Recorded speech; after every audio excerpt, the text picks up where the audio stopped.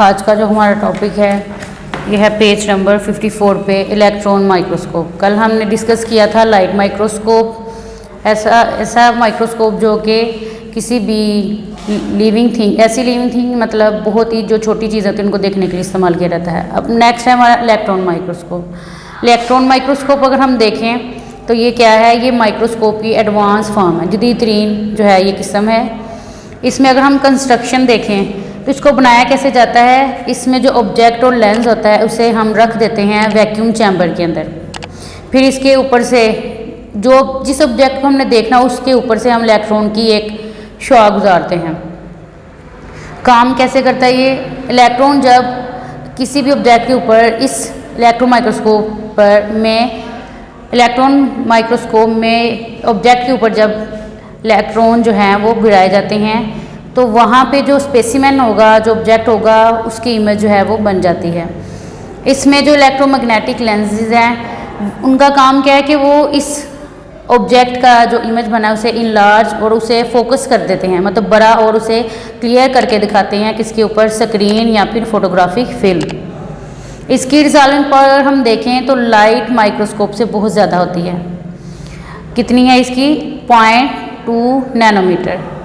1 nanometre जो है ये किसके इक्वल है, 1/10 लाख मिलीमीटर। इसकी जो मैग्नीफिकेशन पावर है, मतलब कि ये कितने टाइम जो है ऑब्जेक्ट्स को मैग्नीफाई कर सकता है, वो तकरीबन है 2,50,000 टाइम्स।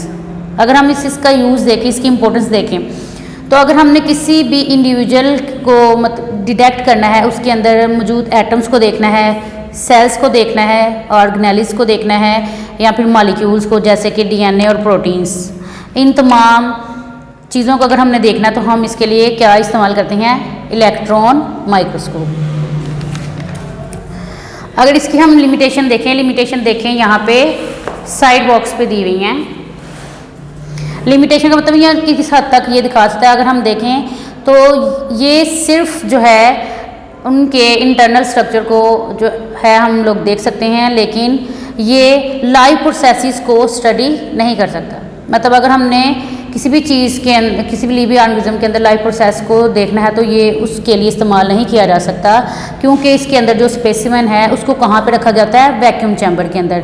वैक्यूम चैम्बर एक ऐसा चैम्बर होता है जिसमें से तमाम जो एयर है वो रिमूव कर दी जाती है। यही वजह है कि ये लाइव प्रोसेसेस को देखने के लिए इस्तेमाल नहीं किया जाता। लाइव प्रोसेसेस को देखने के लिए हम सिर्फ किस माइक्रोस्कोप को इस्तेमाल कर सकते हैं, लाइट माइक्रोस्कोप को।